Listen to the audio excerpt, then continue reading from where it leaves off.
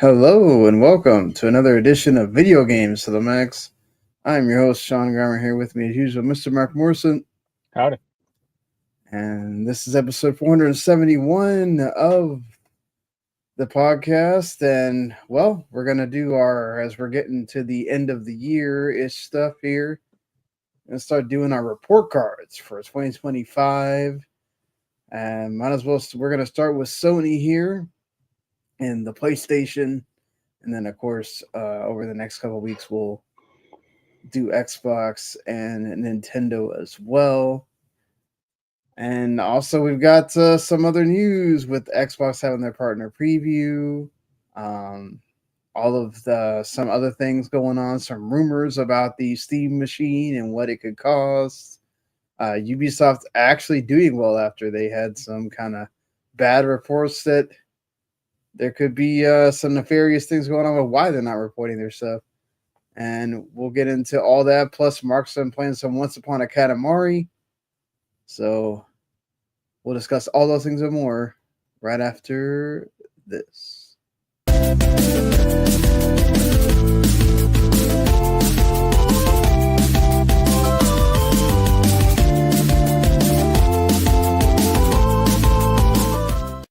You are listening to Video Games to the Max.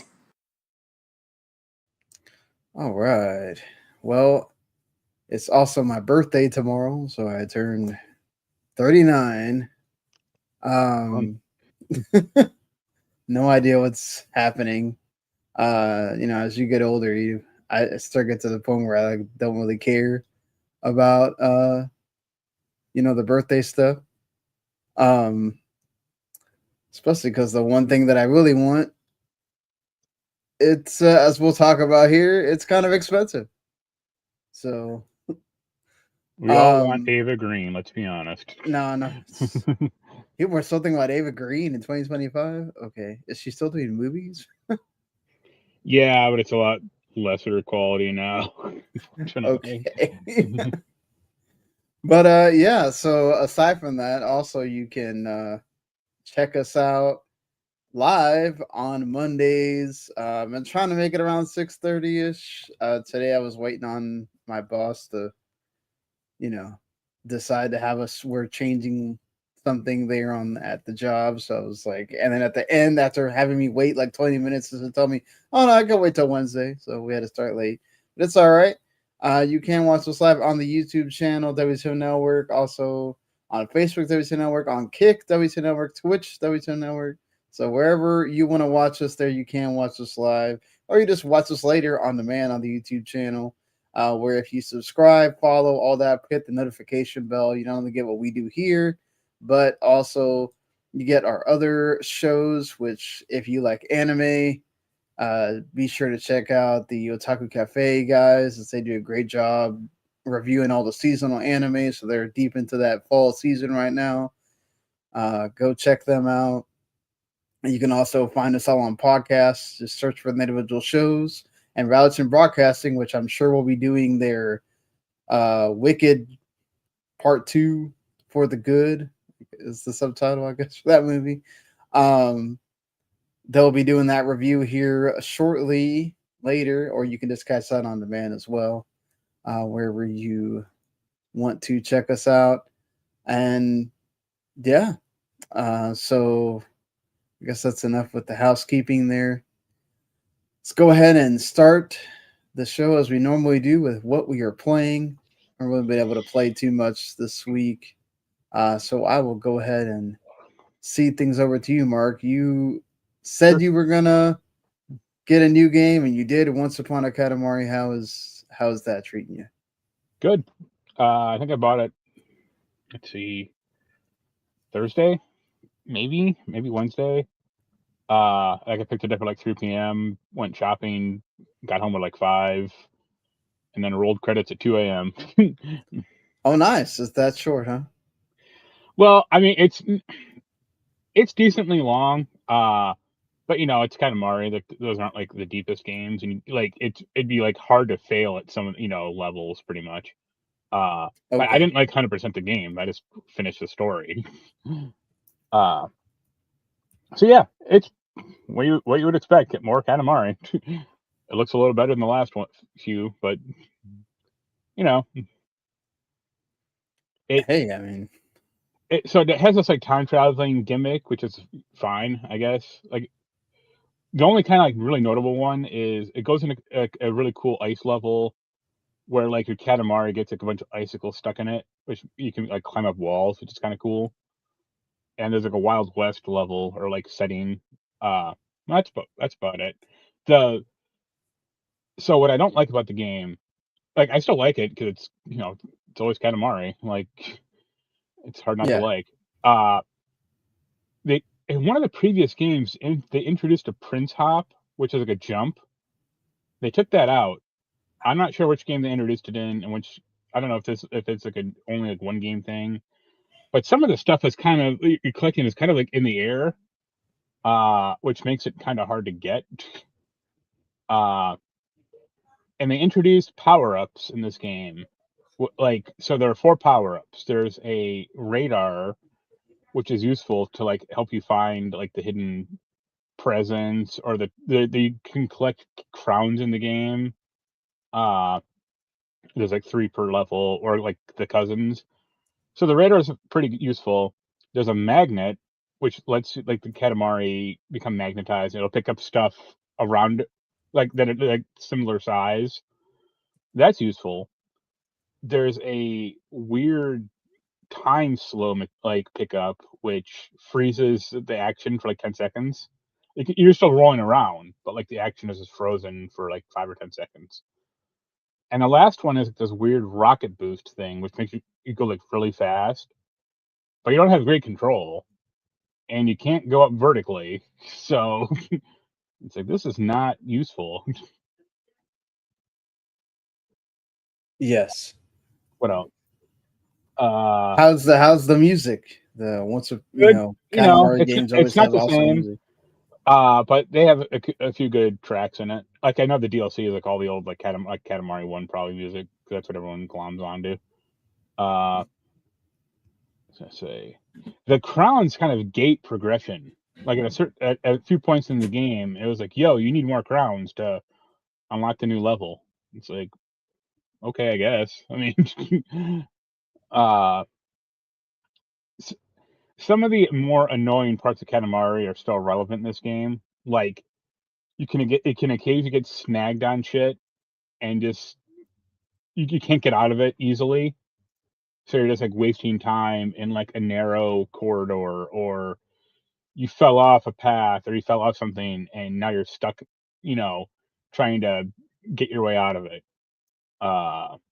Which is That's always been kind of the thing, and I kind of wish they'd solved for that problem, but they never will. Getting people, I think it's like part of the weird charm of that game, but it's like this is not fun. uh, and there's a lot more levels that are like more gimmicky shit, like pick up all the icicles in that one ice level, or one level you can only pick up sweet items, and if you picked up like non-sweet items, your ranking would go down. It's like, okay, I guess, but I just want to pick up everything, Hey, that doesn't hurt at all. I mean, Right. they kind of want to give you, I guess, kind of goal to go for there on that. Yeah, like that's the other thing is like there's a lot of levels that are like roll up everything in 5 or 10 minutes or whatever, but then there are levels like roll up everything but be as quick as possible, or get it up to a certain size. So I just gonna like half-ass those and just move on to like the fun levels. What else? Yeah, it's more Katamari. I mean, you either like it or you don't. So Yeah, that's always one of those games that I enjoy, like spending few levels in, right. vibe with the music and do all that. It's like a Yeah, fun. I mean, Just I don't know if I should have marathoned it like I did, like just play it all. Or I didn't play it all because like that's the other weird thing is like you'll play a few levels and then it'll jump you to like a different era, and it's yeah, like, yo, I still had levels in the previous era I could be doing, like, And the way they had this, like the era set up, it's like you should go to like, ancient Greece or, ancient Egypt or dinosaur land or, whatever. And to like walk Right. around to the various levels, like, and like select them from like this like hub overworld system. And I was like, why is this? I mean, you can't, there is a menu, you can access it, but like the menu would just be a lot easier to do this, Yeah. So I mean, thankfully it's in there, like it's just kind of hidden away, but because you like walk around, it's like this is not fun at all.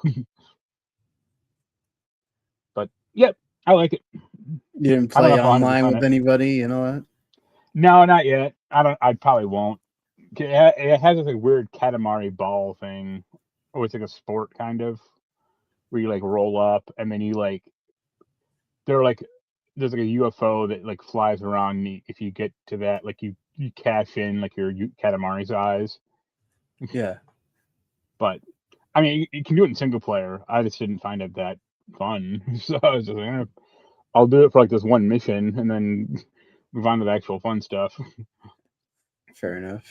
I mean, Yeah, it's 20. I mean, it's $20. So that's worth it. yeah, I'm glad that they budget priced it as well. That helps a lot. Well, actually, I think it's the budget price is 40. Oh, okay. The Black Friday price is 30, and then I had a $10 gift certificate with Best Buy. So, Wow, they already had a Black Friday price on it. Yeah, they did that. Yeah, like last week they started.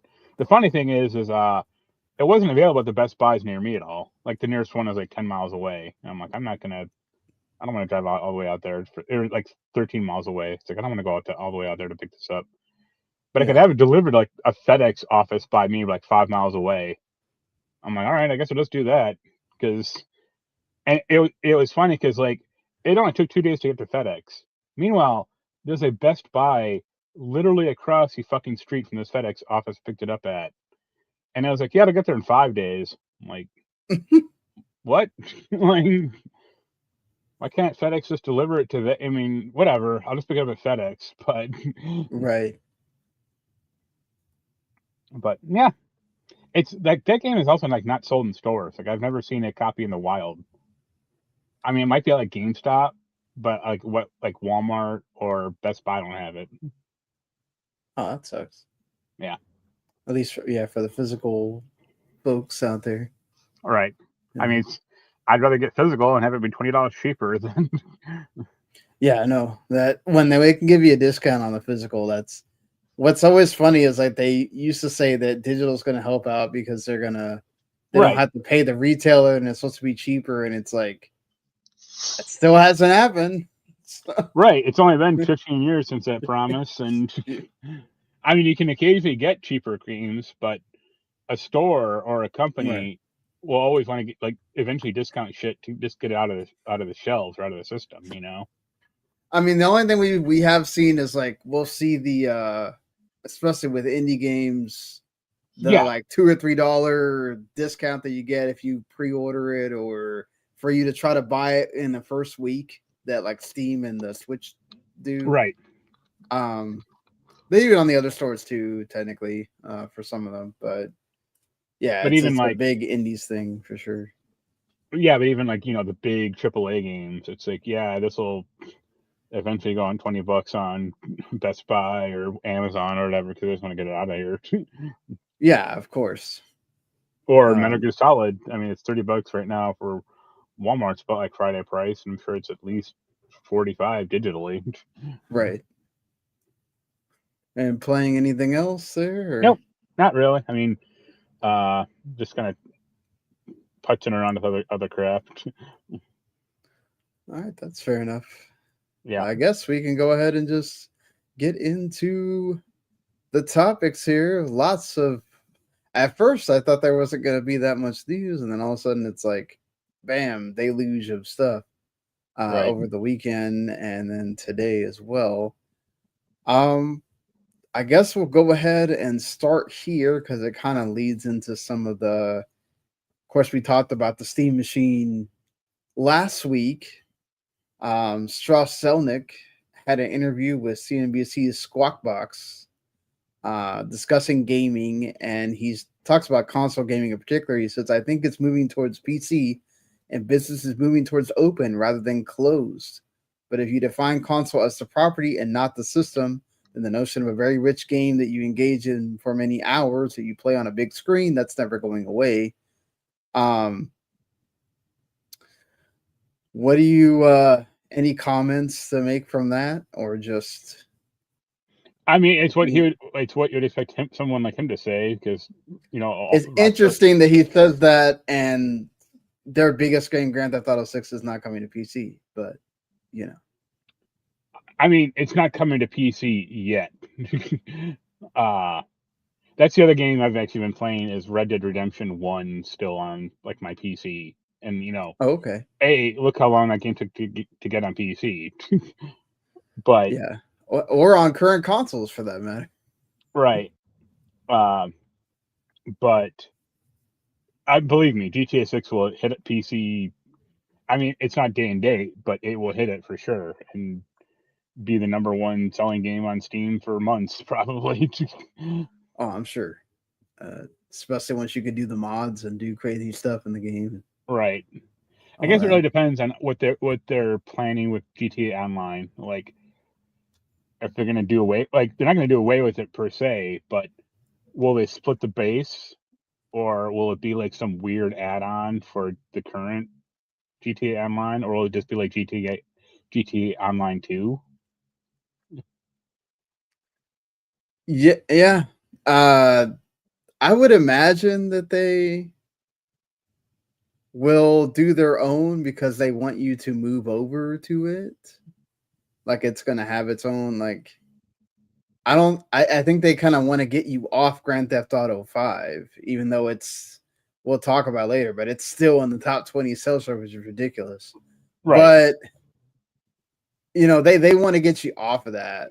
So I feel like it's gonna have its own online for sure.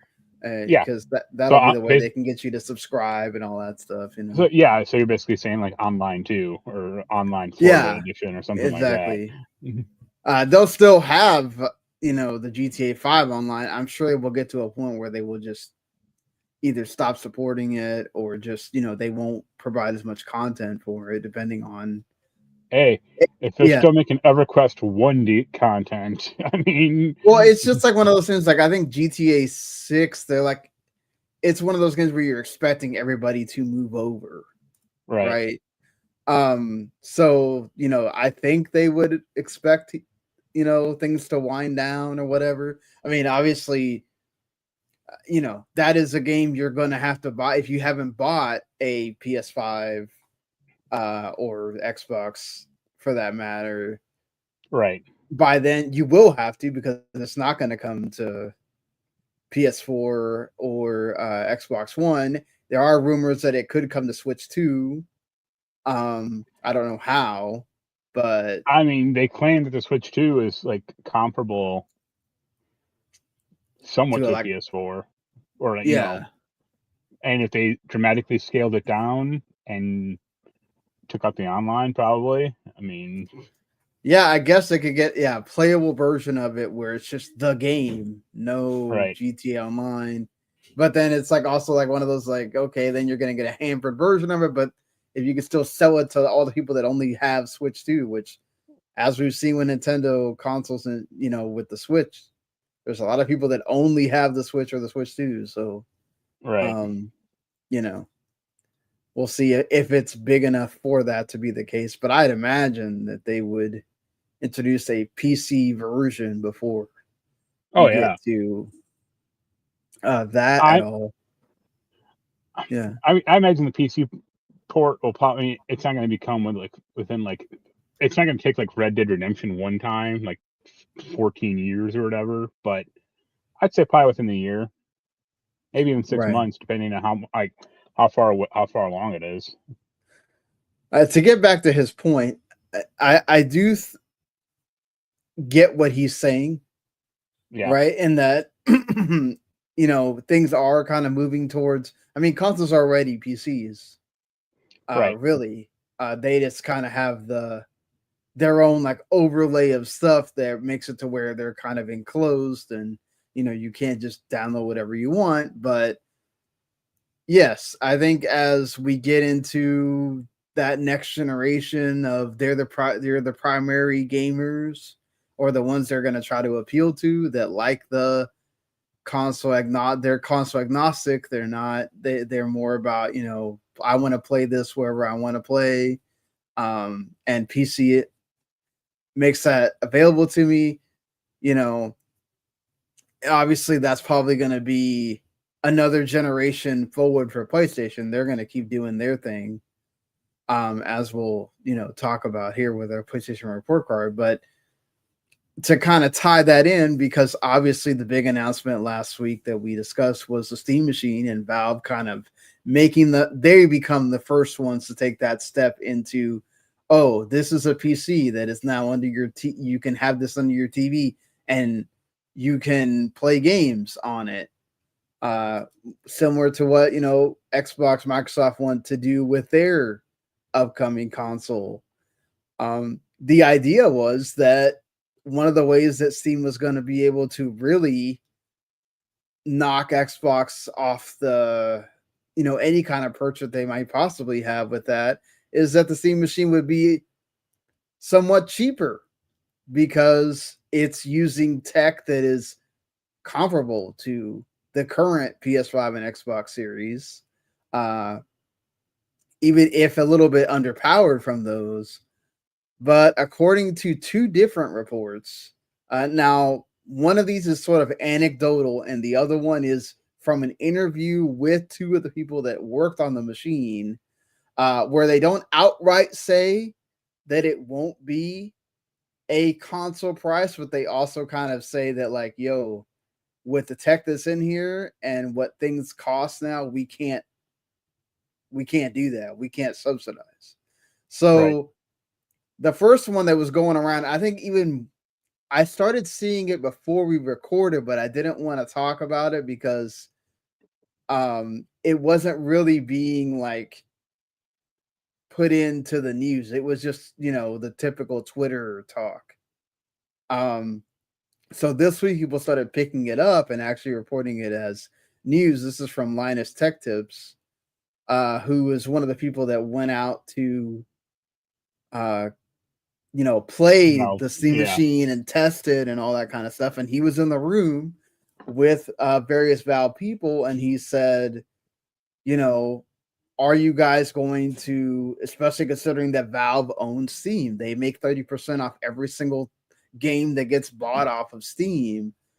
Would you guys look at a console price for this machine?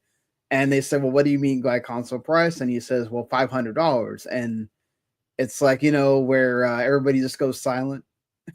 And that's what he felt. He said the vibe was that nobody said anything. And it just kind of like the vibes all of a sudden changed in the room. And it kind of made you feel like, well, that definitely means no without saying no. Although nobody said no or yes or anything, but you can kind of infer things from that, right? SkillUp then interviewed on the Friends Per Second podcast two folks that worked or are working currently on the Steam Machine. Software engineer Pierre-Luc Griffet, I'm sorry if I'm saying that terribly wrong, and Lawrence Yang. And their thought on it is that the Steam Machine is more powerful than 70% of gaming PCs that Valve registers on its hardware survey. In terms of general GPU level, saying we have looked at the number as part of speccing the machine, so it's possible it's evolved a little bit over time, but I think the ballpark is about there. He says that fans should expect the Steam Machine price to be around the same as if you were to build a PC from the parts separately, essentially. So what do you make of that? Last week we talked about like maybe $600 for the 512 and maybe $800 for the 2 terabyte. Does that make you think it's going to be higher? I'd say 700 and then 900 now. Yeah, I still see some people being bullish about it will be 500 or. If it was going to be Yeah. 500, they would have just said it's going to be the price of the launch PS5, and they didn't do that. So it's going to be more than that, obviously. You know, it ain't going to be cheaper. I mean, that's off the table. Well, do you think they're waiting also because, I mean, still got time till 2026? A lot can change. You know, we'll talk about some things that are happening right now. Is there a possibility that that could somehow improve in the time that, you know, we roll around to whenever they are planning to announce a price to, you what know? they'll do, they'll launch it expensive, and then if things do change, then they'll lower the price. Yeah. Like they have more adaptability than current terror situation or parts problems. So they can change quicker than the price of RAM going up and down. Yeah, he says, furthermore, just to kind of add to this, he says, you know, Valve is not going into this thinking we're going to eat a big loss on this so that we can Right. grow market share or category, anything like that. No, it's more in line with what you expect the current PC market. Obviously, our goal is for it to be a good deal at the level of performance. I mean, I can't even see this thing hitting 1,000, honestly. Like, well, for the expensive one, Yeah. just because of like the form factor itself. Like, this isn't a traditional like Right, and office. that's one of the things he brings up in the interview as well. Is like, yeah, you try to go buy PC parts and stick it into that little form factor that we have and get it to cool right and do all that stuff and be able to play the things that we say we're going to be able to play on it. Yeah. You know. So, yeah, I think people expecting or hoping $500, like, good luck. Like, maybe in 10 years when there's another generation of this thing on the market already, then they'll drop this one down to be cheap. But yeah, and I think, you know, it's different times than when the Steam Deck came out, right? Where they could sell you the cheapest one for $400. right. I think that they just kind of see it as, well, what if, you know, because we got to think about it like this. This is not like somebody buying a PS5 or an Xbox. I mean, obviously, times have changed with that too, because you're bringing your PS4 and your Xbox One library forward with you. But the idea is that you're then going to buy Xbox Series and PS5 games, right? There's no guarantee that somebody buys a Steam machine and they're all of a sudden going to buy more Steam games, right? So what if? I mean, there partially is just because you're more in with the Steam like ecosystem, but it doesn't mean you're going to be buying new games necessarily. It's not going to. It's going to be like you're going to Well, be right, but buying. I think they're looking at it as the like, okay, a lot of people are going to buy this already have a big Steam library. They're just going to buy this to, you Yeah, know, have play. another way to play their games. Right. And maybe you're not subsidizing it won't really help you because you're just losing so much that you won't make that much back in the software like you would normally with you know, consoles. Yeah. So I could see that aspect of it. I've also seen, you know, talk about like, well, what if big companies just go on a buying spree with the Steam machine and use it to mine shit like we've already seen with AI or whatever instead, which then also doesn't help Valve at all either if you sell it at less than whatnot. I think that's a smaller, if that even happens, that's a really small thing for that. But you know, they have a good point. Like, look, this is Valve. We've seen PC stuff already come out, and look at the ROG Ally. You know, ROG themselves or ROG themselves are saying that they are actually having to increase production of the Xbox Ones because they got to meet demand. You know, those have sold more than they thought, and they're talking about the more expensive one, not the cheaper one.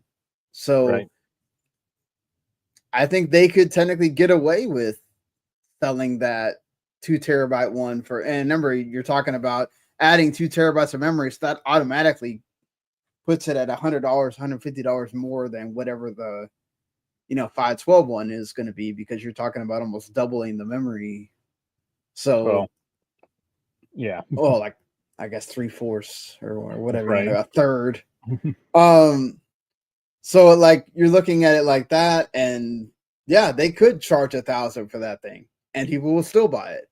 And there's gonna be a less quantity probably of people buying it, right? You're probably gonna knock the casuals out. That you could tell them, oh hey, buy this, and you could technically have a PC and play all these PC games or whatever that you won't be able to do with the current consoles, or you'd have to go buy a laptop that will probably be most likely more expensive or around the same, I mean, honestly, like the biggest problem as far as like the Steam machine is getting it into people's hands or showing like why it's useful, because Yeah. you're not have kiosk and Best Buy or anything. Yeah, that's another thing too, is if they're not looking at bringing this into retail stores at all, that's another reason why they're not going to subsidize, because they know that the only way you're going to see this is if you're already somebody that's online Right. looking at gaming stuff, or you're constantly on Steam looking at the Steam front page or something like that. So, I obviously we still got time until when that comes out, but They should yeah, they should sell it in Microsoft stores. right. And what do you think about? Do you think any of this? There's rumors going around from Taiwan's UND that AMD may raise the price of its GPUs due to memory costs. Yeah, because look at the price of RAM right now. Like it's going up. Yeah, because stupid data centers need it. So yeah, due to contracts with data centers and AI, which that could also lead to raising console prices again. Yep. And according to Moore's Law is Dead, which this is a rumor, this has not been said by anybody within Microsoft or whatever, but according to him, that Xbox did not really, Microsoft did not really just go out and buy a bunch of RAM to try to kind of beat that price increase, or the fact that things are costing so much, to make sure they can put that into the consoles. But obviously, again, Microsoft doesn't really. Honestly, Microsoft would rather you just not buy the consoles anymore. Right. So, whereas he's saying that Sony kind of looked at it and said, "Oh, let us go buy a bunch of RAM because we got to keep selling these consoles." In fact, they're selling, they're doing $100 discounts on all 3 versions of the PS5 for Black Friday. Whereas, I wonder if Xbox is even going to do anything like that. Because again, they don't seem to care whether you buy the console or not anymore. Right. But do you think sure all of that has the opportunity to also kind of like make sure that we're not going to see them subsidize the Steam machine at all? Where, yeah, like if they expect out the Steam machine to have $50 worth of RAM in it, and now the RAM is $130, or it's like what? Like, yeah, let's pass. somebody's going to eat that cost. Yeah. Right. And it probably is not going to be Valve, or it won't be like Valve majorly. Let's say that. Like they can for sure eat some of that, but not all. They'll just pass it on to the consumer, or they could always. I don't think they ever would, but they could always adjust the price of games on Steam, or what their take is, instead of 30%. Be like, hey, it's now 35. yeah, I don't think they would go that route, because 30 is such a just it's a nice industry round standard number thing. Yeah.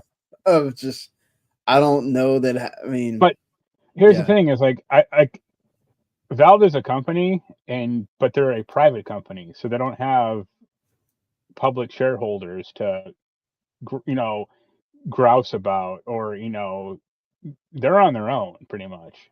So it's just the same. It's like if they could eat all the cost, and it ain't gonna damage Valve like in the long run, because they're a multi-billion-dollar company. Like, but it would generate a lot of goodwill. I don't think they'll do it, definitely. but like I just think of it like public versus private company. It's like, look at how Ubisoft is crumbling into the ground because they're like private but also publicly owned, and they have to like deal with like shareholders and them complaining about crap. Like, thankfully Valve doesn't have that problem, so they cannot put out a game for 15 years and no one cares. Yeah, as we talked about last week, there's rumors going around about if Half-Life 3, especially if you're gonna introduce Half-Life 3 to the world, like I don't think you need to subsidize Right.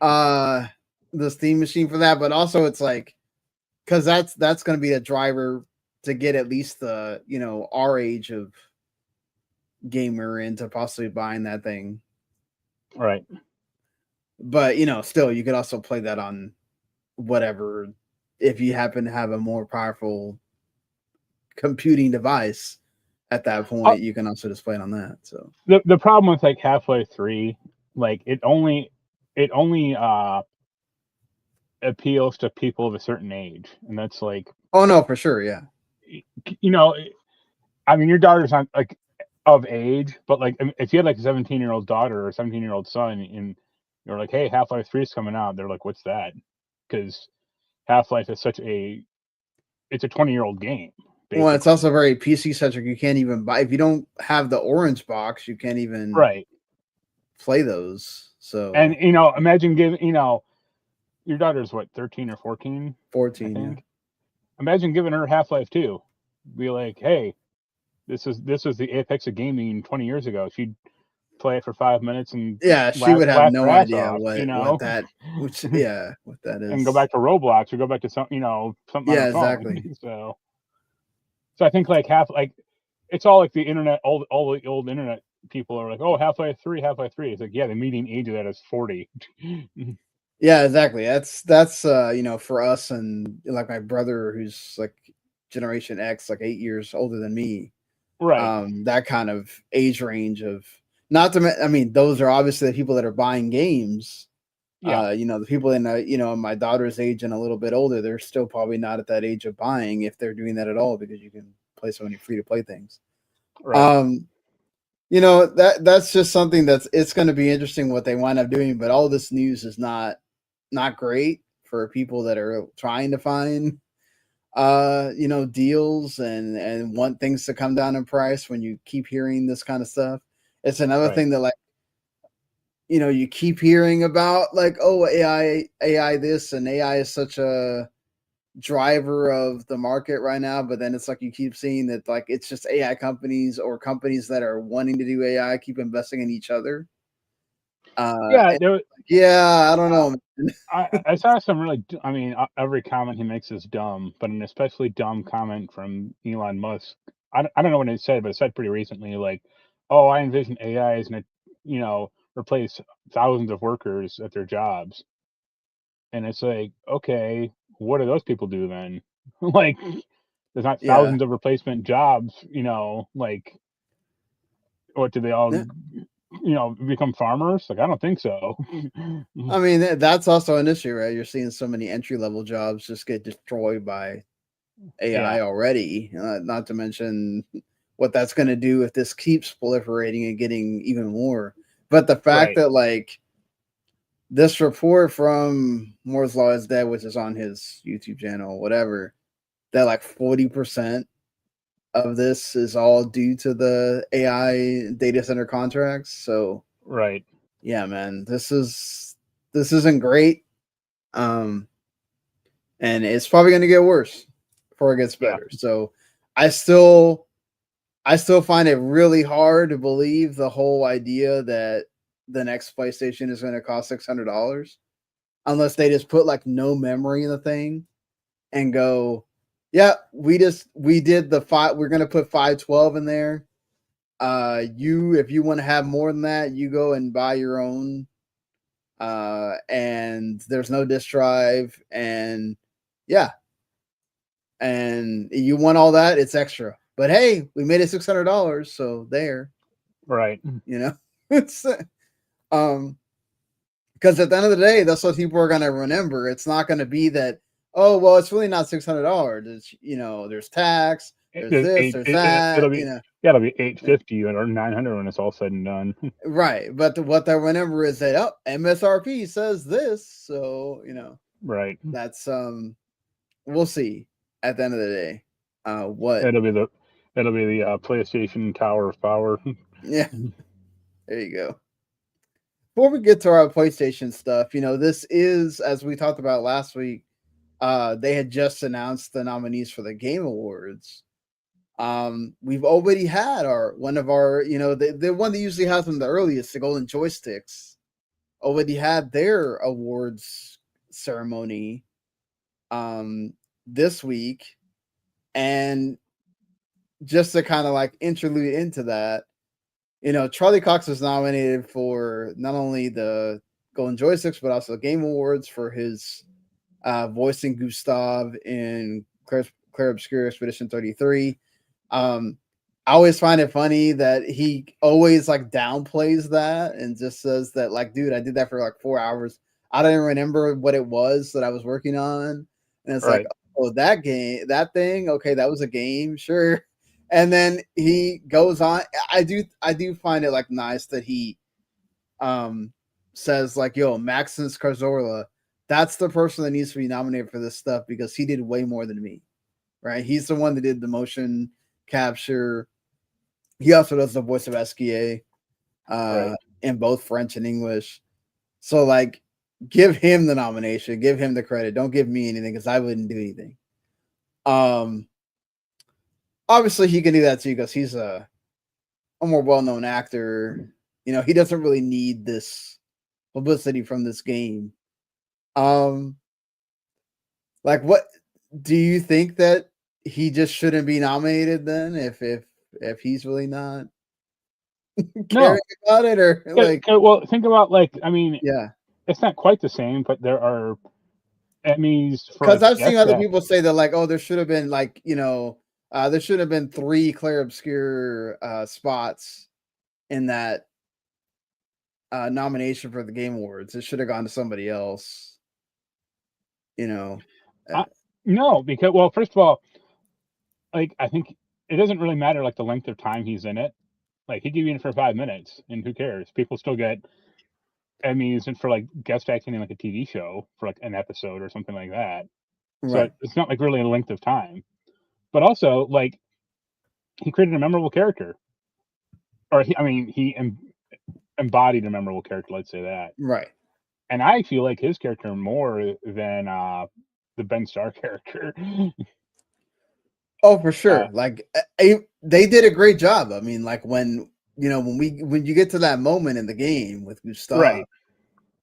It is it knocks you out because like between Charlie Cox and the voice and the movement, the motion capture, they did a great job. Because the game presents Charlie Cox's character as the main character, right? Exactly. So yeah, I mean, it's kind of it's a bait and switch, but it's not like a malicious one. They're not trying to like hide it necessarily. I mean, it's just part of the story. But no, like, I think he should be nominated. And like I said, I think of those 5 people, I think you could debate him or I think her name is Jennifer English, the girl. Yeah. Like, who does better? But I think those are the 2 front runners for me, at least. Oh, for sure.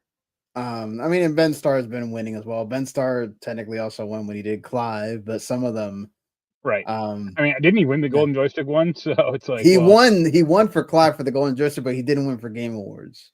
Okay. Which makes you think that was sort of like a, people kind of said, okay, well, let's give him one for this as well because technically Verso was also in the game for a long time and whatever. So, but yeah, I mean, I put that in there to say that the Golden Joystick Awards had their winners already. Expedition 33 won quite a bit. They won best storytelling, best narrative, whatever. Right. And they won best visual design. and won the Ultimate Game of the Year award. Ghost of Yotei also won like Best Console Game, which is sort of like the best exclusive, essentially. Right. And Best Indie Game went to Hollow Knight Silksong, which that's going to be interesting too. Is like if there was ever a year where I think you could have cut Expedition 33 out of the best indie stuff, it would have been this year. Like when you have so many other indies that you could have put in there instead. Also, Samfall won Best Studio, and Best Soundtrack and all that. Again, Yeah. though, I don't agree with that because like I'd sooner cut Hollow Knight out of that like a best indie category because it's a sequel to a game that was already Right, but I massive. mean, best. Mhm. Well, Hades 2 is also a sequel.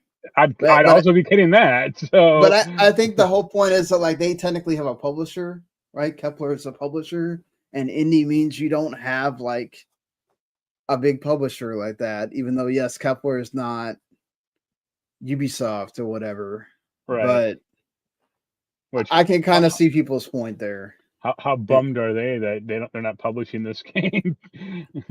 right?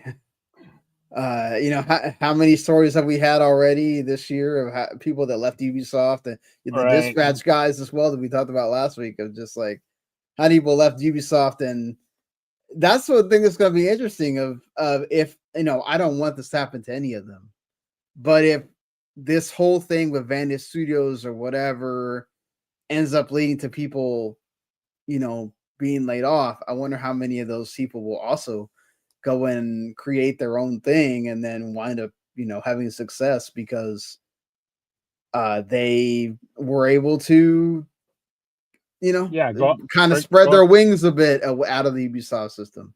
yeah, strike it on their own and not be beholden to, like I said earlier, shareholders. So Yeah, exactly. Or whatever like, Ubisoft's could you whims imagine? are.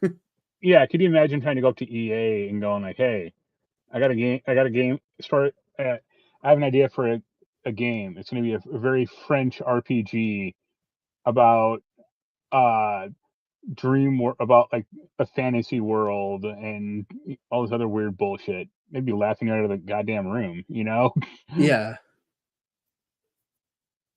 you're right about that. And also, you did bring it up. Mael won the award for best Okay, performance. I saw. I Yeah. don't know. I didn't see that he won it, but I saw like Ben Starr made some big like speech at the show, going He like, won "Hey, last year. He won the year that he did so he won best supporting, okay, and he also won the year that he did the Clive for Final Fantasy 16. So right, um yeah, but interesting that Silk Song also wins the best PC game of the year. It's like, all right, whatever.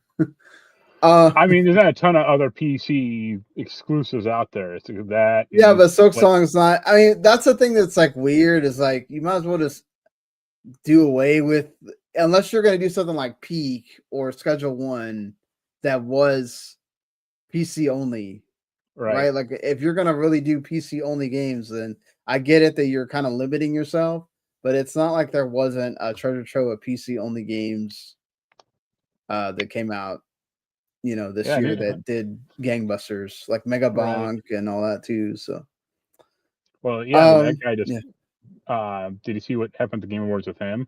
Yes, that he renounced himself because he's not a debut indie. Which hey, that's Right, that's cool that he did that. Right? He didn't have to. He could have kept that quiet. right. Um, Even though I'm sure somebody might have actually kind of like ratted him out at some point. Maybe he was trying to prevent that of somebody being like, "Hey, yo, he's really not a debut indie." But I mean, this, yeah, there are like gradations. I would say like I wouldn't say like Hades 2 would be like a debut indie, obviously, or even right. No, it's not. Debut but indie like means this is your first game. That's why right, you're being put there. right, Um, Which, hey, to be fair, like that's the whole reason of why he's supposed to be there, and that's nice that he did that. right, Um, but you know, this that's great. We'll see what happens with the Game Awards in a few weeks. I'm sure others, the big sites will start doing their thing. Ours won't be until like after Christmas or whatnot till around then. Yeah, I Yeah, watched a girl talking about. So she was on YouTube about like, oh, the Game Awards should be doing their awards stuff in February, and she brought up like for Indiana Jones, like Troy Baker getting a nomination, and she was like, oh yeah. yeah, I guess. I mean, it And came out in Indiana December. Jones went getting for what I think it's an action game or something. Yeah. Yeah, but like, oh yeah, that came out in December last year, but it fell out of their window. But like, no one, barely anyone remembers that game now. Yeah. I think part of it is I wonder if that makes sense if this was only an award show. Right.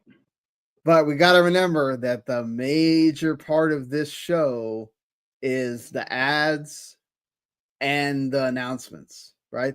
If you didn't have the announcements, you'd have way less people watching this show. Right. The announcements is how you can get the ads. The announcements is how you can get stuff paid for, right? For them to do the awards, to have all the people there, to do all that stuff.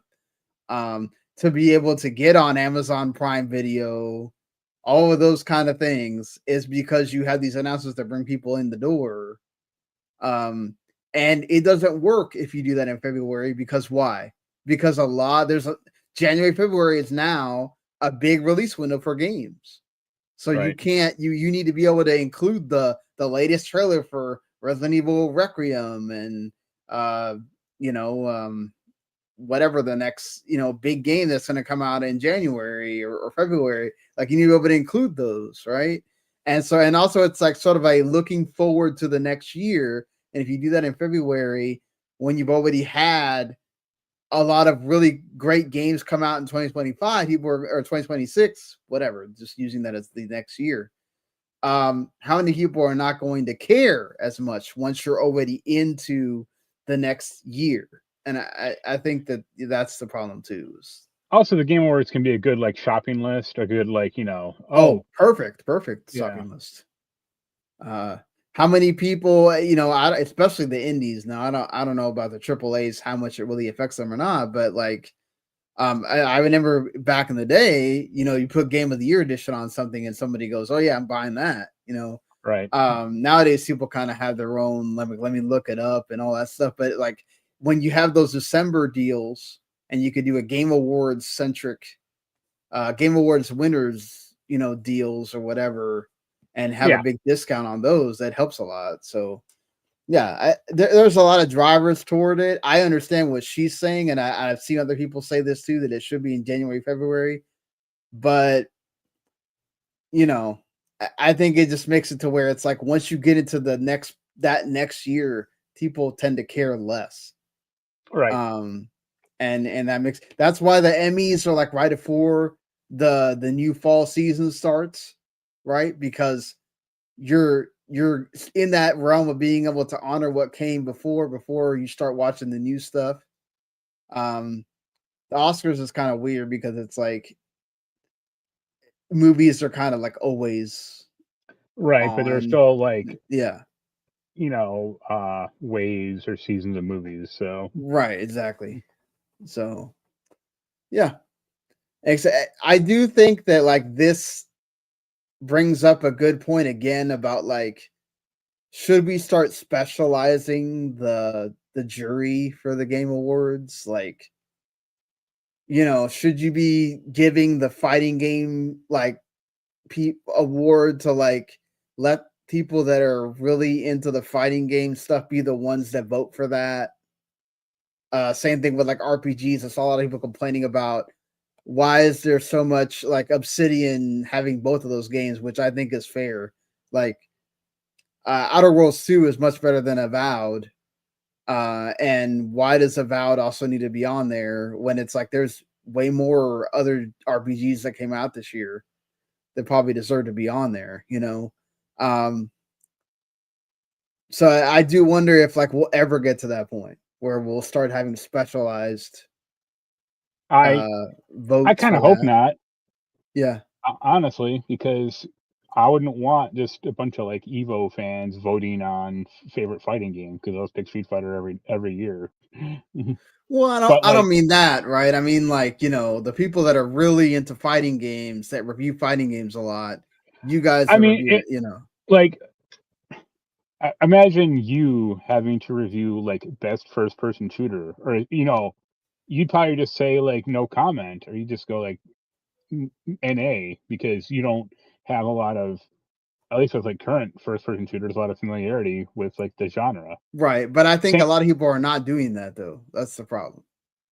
You know, I think you're I, getting people that are just I voting on the first one that comes into their head. And I think they might be doing it based on like whatever publication, or based on. Or do you mean like the critics or the fans?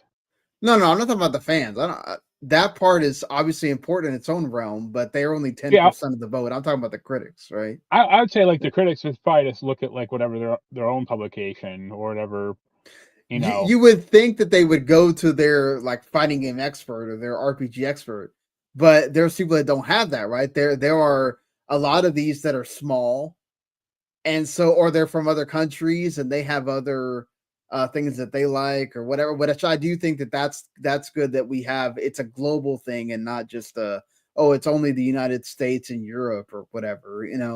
Um, Right. but even then, it's just like it does feel kind of weird where you have what was it like Marvel Capcom collection or whatever got put in as best fighting game, and like how do you not in a year where like you had Trails of the Sky first chapter come out and be like have 90 something on Open Critic and Metacritic and it's not voted in, but then you put in Avowed and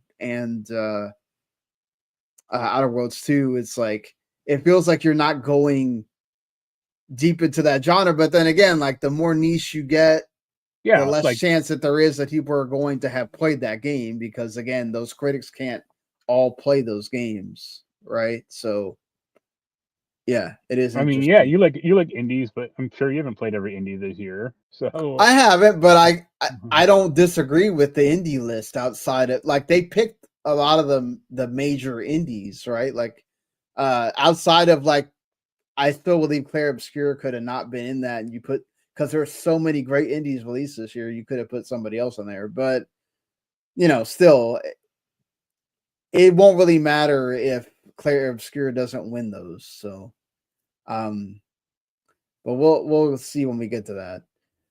Uh you know, just to keep on the PC train for a little while longer. Something that is interesting because as we see Roblox kind of go into this situation that they're in where their CEO goes on does an interview about something that's happening really bad with their ecosystem and just absolutely blows it. Um and they're under fire more and more for the predatory aspect of Roblox and not so much in praising the games that keep coming out of that thing that keep just blowing up all the time like we talked about last week Grow a Garden has right, its own movie that's going to be in production. Fortnite is now going to have Epic and Unity join together to have more games be made inside of Fortnite, which is, again, that's them taking their shot at what Roblox is doing. And they have their own Epic creators, right? And then we've had Epic go and make, the Lego World and the Fortnite Festival and all that stuff. And like now this is basically essentially opening this up even more to where like, the Unity developers can then go make games inside of Fortnite and you have people making, playing games through there. And what do you think about this? I worry about, again, this is another taking chunks out of the other parts of gaming and then keeping people stuck in Fortnite instead of exploring outside of Fortnite. I look at this as a desperate hail move on Unity's part because of all the backlash it got a few years ago with Riccatello leading the charge about like Yeah, but they walked a licensees. lot of that stuff back, to be fair. Yeah, but Unity still has Yeah. uh like I know a lot of those like developers change engines to Unreal, so Yeah, they did. To be fair, yeah, that too. like I don't think Unity is like going away necessarily, but I look at this as like them trying to save a little grace or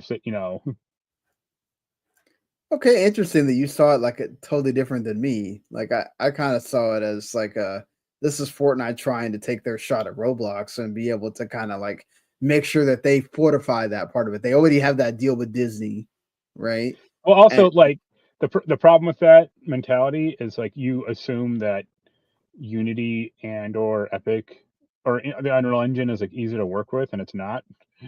Like I think no, it's not. Yeah, uh Roblox gets away with it a lot easier because it's a lot.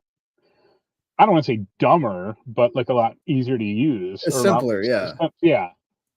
So unless they make like the kiddie version of this, and it's not going to be like, hey, boot up Unreal Engine, make a game. Like no. one, I think what it does is it opens up. Okay, so you can use Unity tools inside of Fortnite, whereas it was only Right. Epic's tools, right? So, like, if you're more averse to using Epic's tools and you know more about Unity, then you can make games in there. You can maybe you make something that blows up inside of Fortnite, and then you have like your own grow garden, right? And Right. so then you bring people in, and I don't know if they'll ever get to the part where they're charging people to actually like access these games, or just okay, they're all free and then you can do your own monetization or whatever with that. But I do kind of see it as a way of like, man, you already have people that don't ever leave Fortnite, they'll never leave Roblox. If this takes off, you have more people coming into it, more of that generation that's going to come after us playing games, and they're all playing games there. And it's like, well, what do you do with the people that are making the indie games and the triple A's that are not being seen by those folks? I could see it more like, hey, what make a game, but you can use any of your Fortnite skins or anything like that. Like then it'll really blow up. Yeah, that could happen as well. But we'll see what comes the fruits of this. Obviously, I mean, this is kind of just the beginning of it. So I assume in the next year we'll start seeing games that kind of release out of that, and see if any of them blow up in that, or become major hits out of that. I This was a few weeks ago, but I heard listening to Jeff Gerson's podcast, and he was lamenting the Simpsons Fortnite thing Yeah, that's all. Okay. because he was just like, man, imagine if there was like a big budget Simpsons game, like Yeah, not like they Fortnite, but canceled what, like Tapped Out, right? that So was a while ago. But he like yeah, that was just a mobile game. Like he was talking about like the Simpsons game, like the based in the movie, or like Simpsons Hit and Run. Like yeah, it's been, I think the Simpsons game was like 2007 or 2008. right. So it's It's been a been, long time.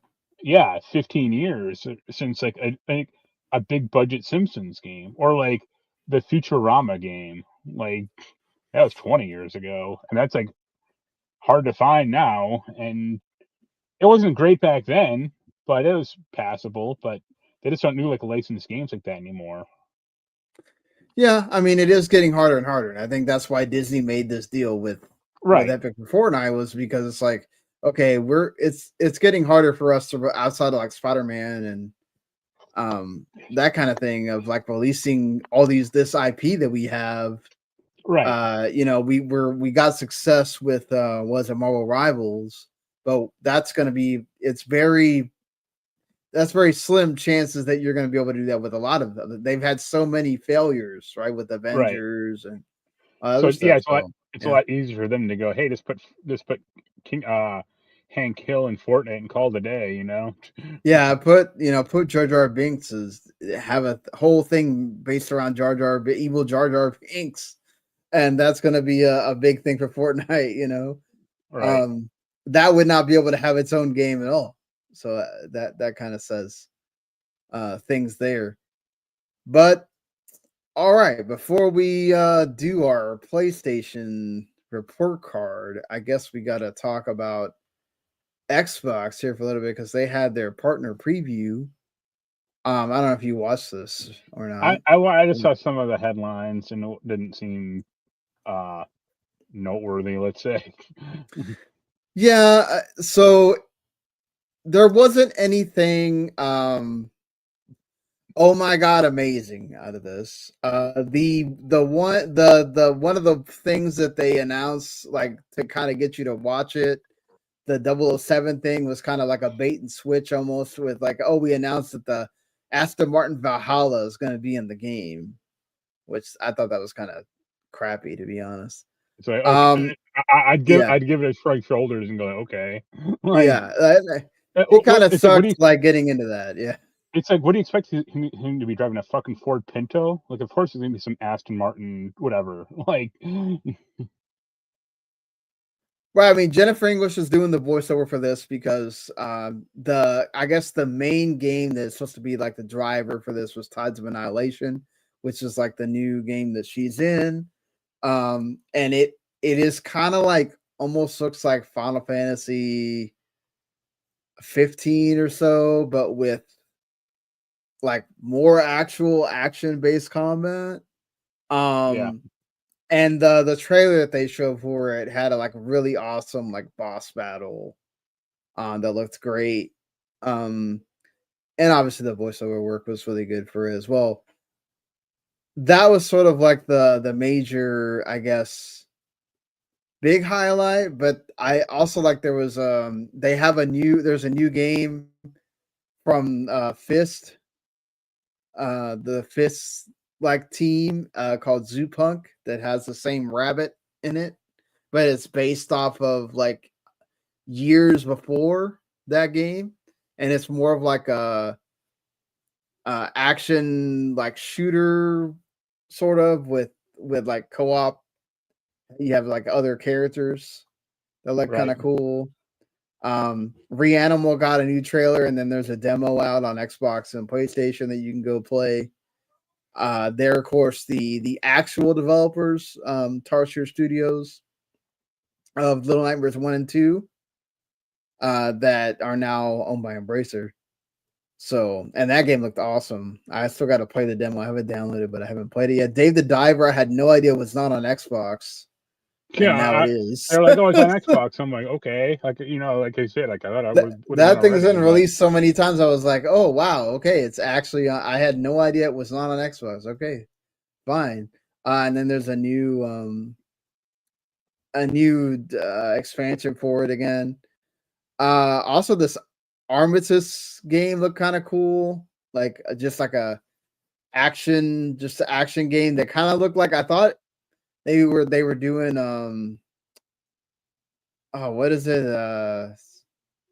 I can't think of the freaking game right now.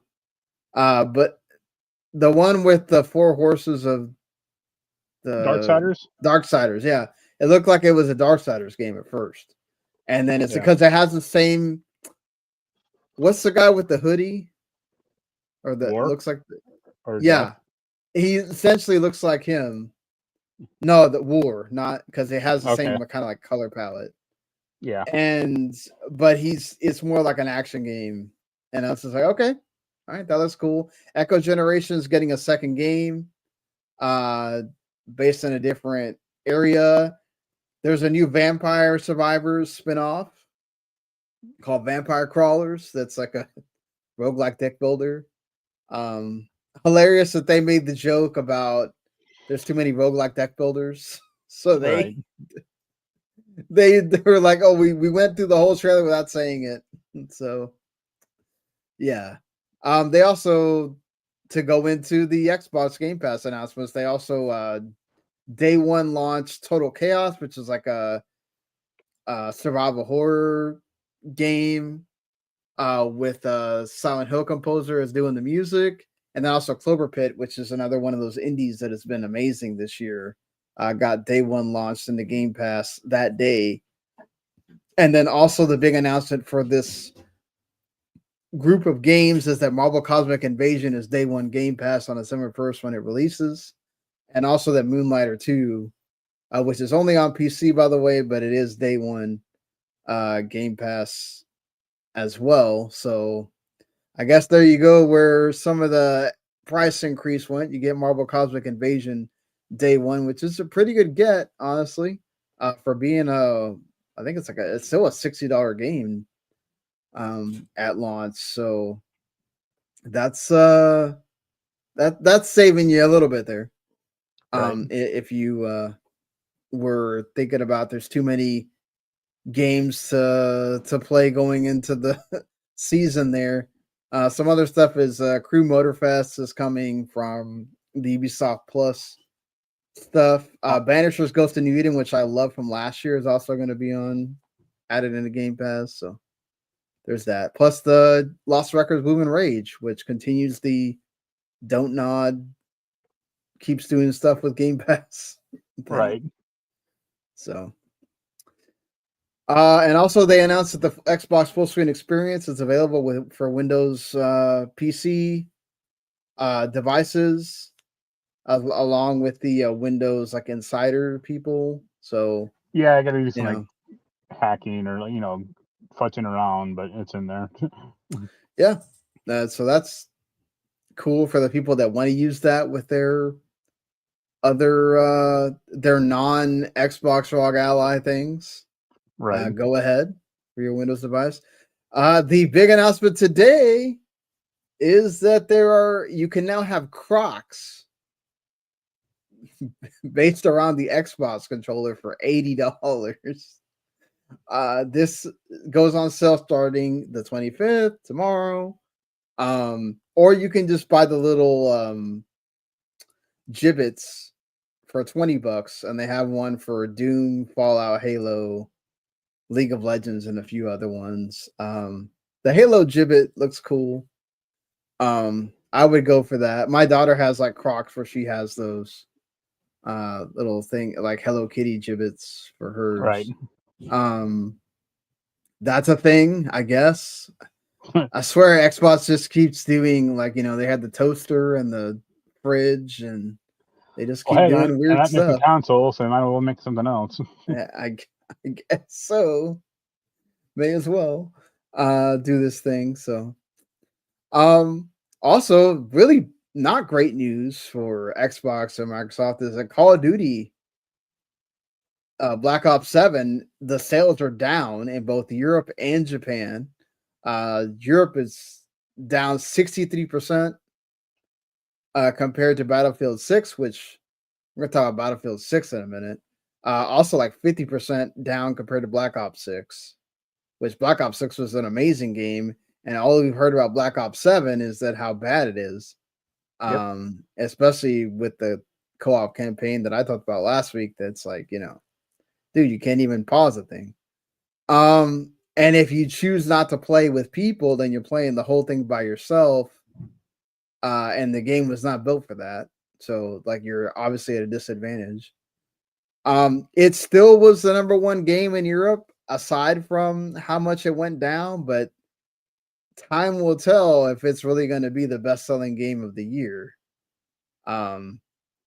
Because coming off hot right now, the best-selling game of October was Battlefield 6, and Battlefield 6 sold so much that it broke the record for how many for the most sales in 3 years.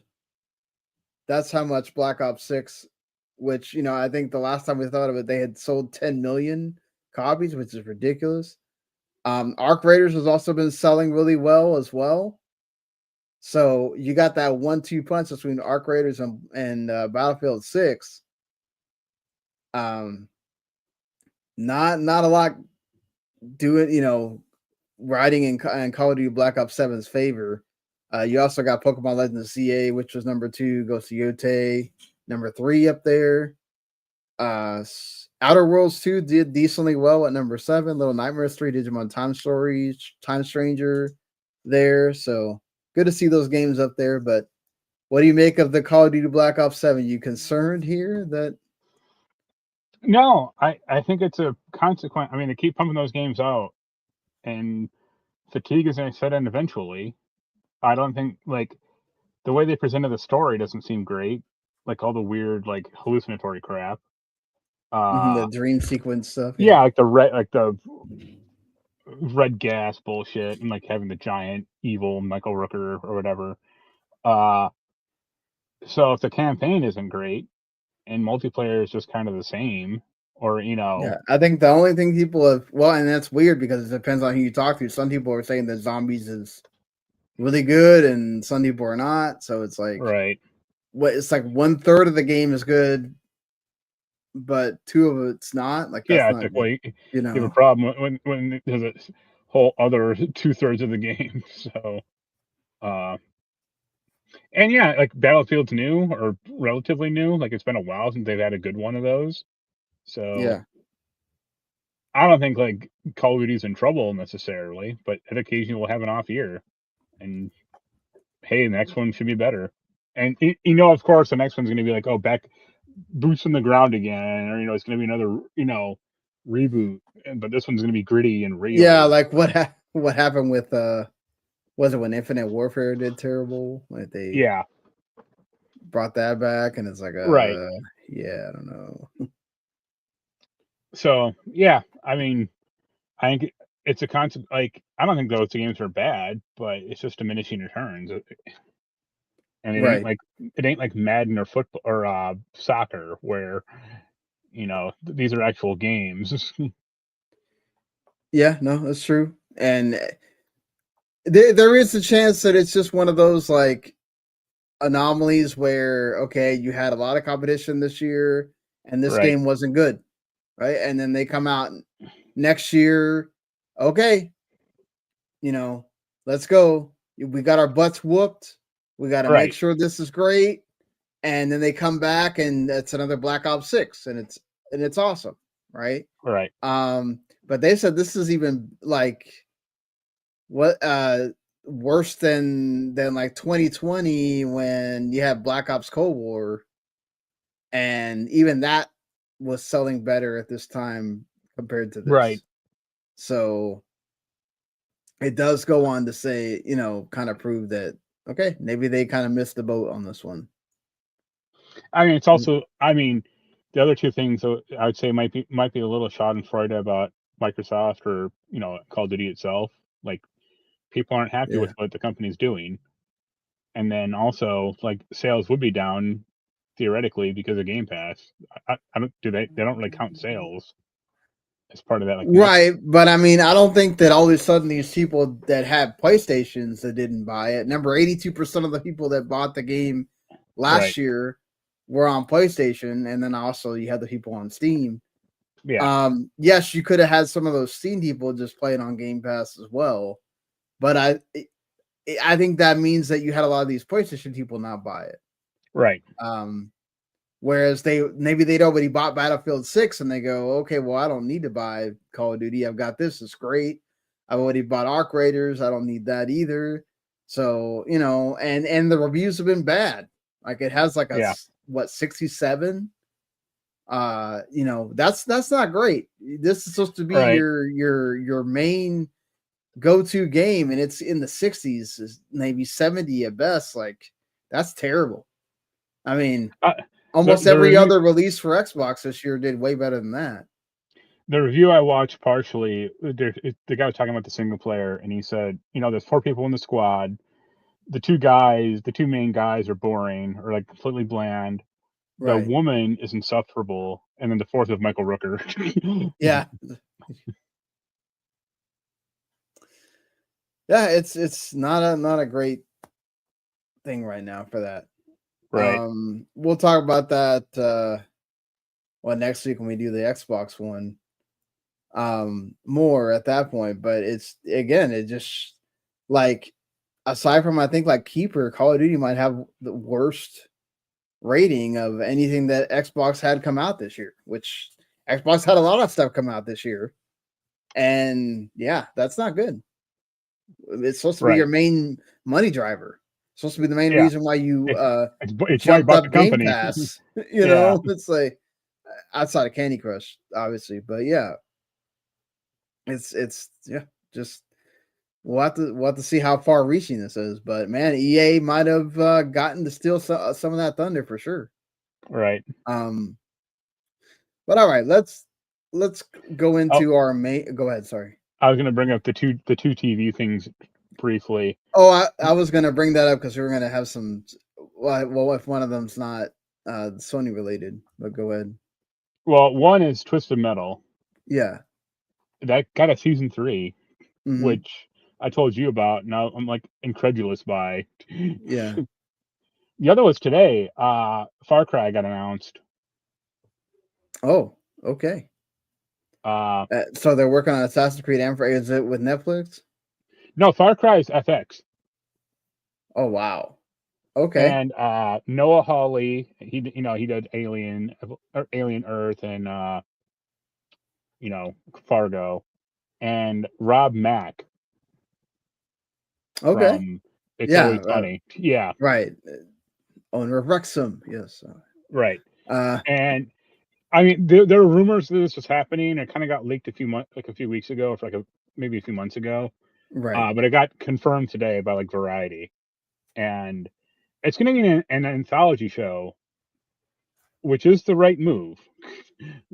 So what? They're gonna start with Far Cry 1? I doubt it because Far Cry 1 doesn't have a story. I Or mean, okay, so Far pretty Cry much. 3 I mean, probably. I imagine the first season will probably be like its own thing, or like maybe Far Cry 2. Hmm. But then season 2 will be like Far Cry 3. Like they'll get that Yeah. dude, they'll get Voss back, the actor. And Right. hey, if he's based on him, and Michael Mando wants to work, so get him in there. Yeah. Why not? But yep. Sorry to derail, but I wanted to bring those 2 points up because I'm still. No, I mean that's fine because we're gonna get into Ubisoft really quick before we go into the Yeah. PlayStation thing. Yeah, that's a good like segue into the Ubisoft, which at this time last week we would have been talking about. I didn't bring it up because I was like, I don't know how bad this is gonna make us look if it's nothing. And I thankfully I was right because apparently it was just an accounting thing that the reason why they hadn't reported the Ubisoft like earnings call. Right. And apparently Ubisoft is doing good, actually. Obviously it helps when you make this big announcement of the Vantage Studios, which takes a lot of that debt out and Right. moves it. But so apparently year over year Ubisoft's net bookings, which is the like online the live service stuff, increased 20%. Digital revenues made up a huge chunk of that with they saw a 30% increase as well. Said that Assassin's Creed Shadows also overperformed this year. Right. And then also like they had outperformance driven by stronger than expected partnerships, and also the TV animated series, which Splinter Cell Death Watch is up for best adaptation, Which and it won't win. it won't win, no. But I mean, also they said that essentially Shadows did so well that it has produced one of the best AC games they've produced in a good few years, not counting Mirage. Ubisoft also maintained 34 million monthly active users across all their games, and 88 million active users were logged in. So, and then also, of course, they got the big money from Tencent for the Bandit Studios thing. So they also announced during this that, this is not announced, but this is rumors that Prince of Persia: Sands of Time remake is supposed to come around mid-January of next year, and that we're probably going to see the official like trailer release date reveal at the Game Awards, and then also the Black Flag remake is going to come out before March 31st, 2026. So you'll get 2 remakes from Ubisoft. By the time we get to like the middle of the beginning of next year. And then also they announced a Attack on Titan crossover with Assassin's Creed Shadows that has like both Yasuke and what's the ninja character? Nawe. Nawe have like different outfits from Attack on Titan. I think Yahweh gets the Asuka outfit, which is cool. Yeah. So. I mean, I still occasionally fire up Shadows to play, do like the daily quest or the weekly quest. They introduced this thing a few weeks ago called Corrupted Castles, where like the castles basically respawn and you got to go kill the generals in the castles again. It sucks. It sucks. Oh, because you got to find these guys. They're not like difficult to kill. I mean, I can just one shot them with like my knife. It's not a big deal. But like hunting them down is not great. And then like to complete the objective, it's like, oh, you got to liberate 3 castles. It's like, yo, this takes about an hour, and like all the other objectives are like go kill 1 guy, and that takes 2 minutes. This takes upwards of an hour. You hunting these fuckers down. It's like, and the gear you get from it is like insanely worthless. You get like purple gear. And it's like, who cares? Like fair enough.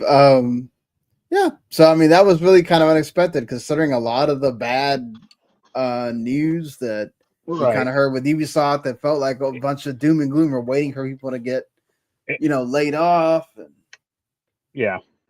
It just makes me dread what they're going to do with Black Flag, the remaster, the remake, because they're just going to make it some time or some like, we want you to play this game every day forever type of game.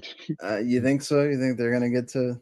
Oh yeah, to that, because that's what they want every game to be. Like, you can't play any other game. You must dedicate all your time to Ubisoft. Yeah. Well, I mean, we got so many games like that. Right. But they are like especially bad. I mean, it's not like, say what you want about Square or Activision or whatever, but they don't really care. Yeah. Could you imagine if there was like a weekly quest in Final Fantasy VII?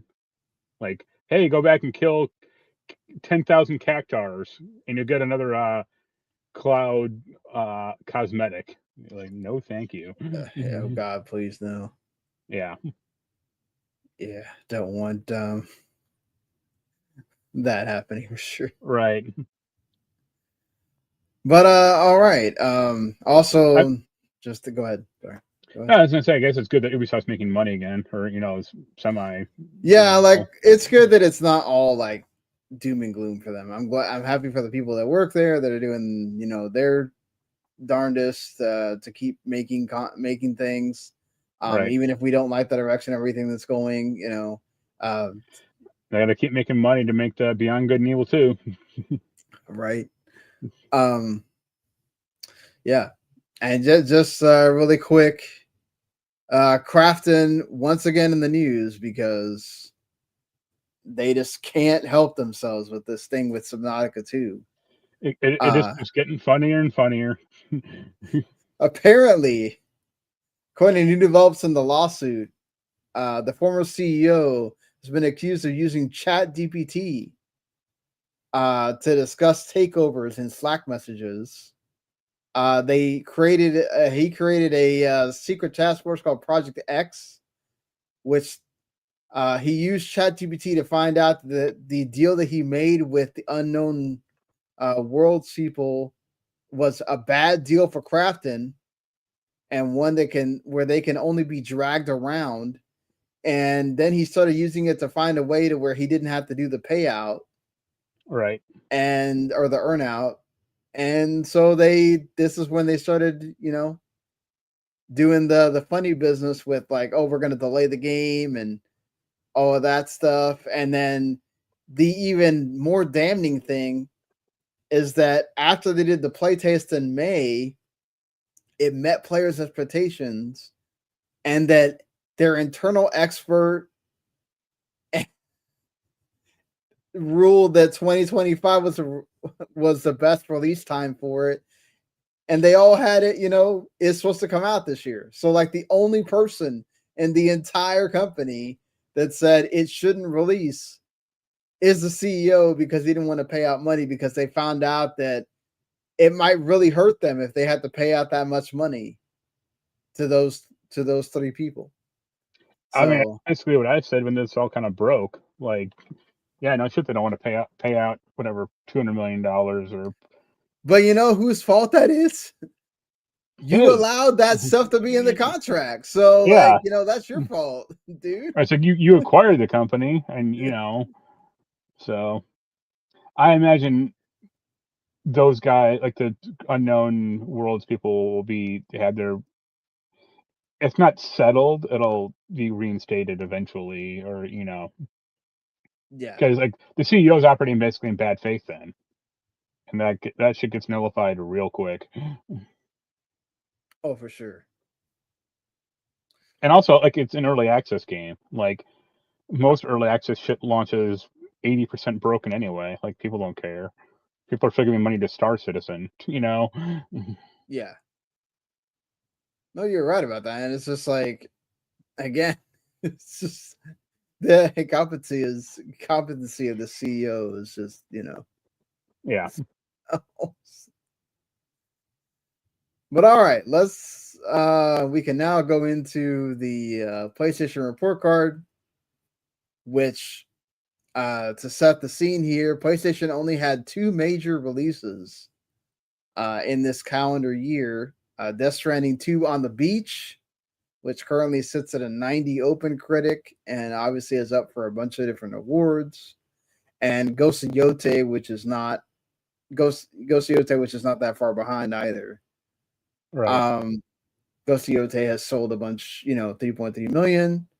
I don't know that we've gotten a like complete number for Death Stranding 2, but it's done pretty well on its own. Ghost of Yote Right. has an 87 on Open Critic. We kind of knew they weren't going to have a lot of releases because of all the turmoil with the live service stuff. What are you talking about, man? What is it? Concord came out this year. Like, No, that was last year. oh, it was? Wow. Yeah. Whenever they took it down the same day they released Astrobot. So. Okay, yeah. That was their mea culpa. No, what happened is that they had the people that were doing they tried to resurrect it. No, then it got taken down by Sony. Right. Because they're like, we do not want this game to be out there. What are y'all doing? Also, what are you doing that like you have nothing else better to do to try to resurrect the game that was terrible? But that's neither here nor there. People resurrect a bunch of shit. So, like they get obsessed with like lost media, and it's like maybe it's lost for a reason, But right, like I understand people, you all got refunds for it, so it's not like they owe you money or whatnot. But it's just like it's still the whole point of just like, look, they wanted the thing to be dead. Right. I get people were trying to like, bring it back because they felt like the game wasn't like terrible. It just whatever the reasoning was. Right. We all need to have a way to access every game that ever existed, kind of thing. Yep. But look, Sony took it down. It is what it is. So we thought about last week. They've sold 84 million PS5s to this point. The PS5 has continued to do well. They added cloud streaming to the portal. That makes it to where you can essentially use the portal now without having to have a PS5, which makes that perhaps the best deal when it comes to portable machines that there is. You still can't play it like, you're not paying anything natively. You're still having to stream it in some form, which obviously has its own problem with lag or whatever. They introduced the gaming monitor, the speakers, making hardware. They've also introduced hints at the PlayStation 6 exists. Right. Or mentioned it, in passing. You mentioned Twisted Metal getting a season 3 of on Peacock, which it's like one of the best season 2s that Peacock has ever had, which is crazy to think of in itself.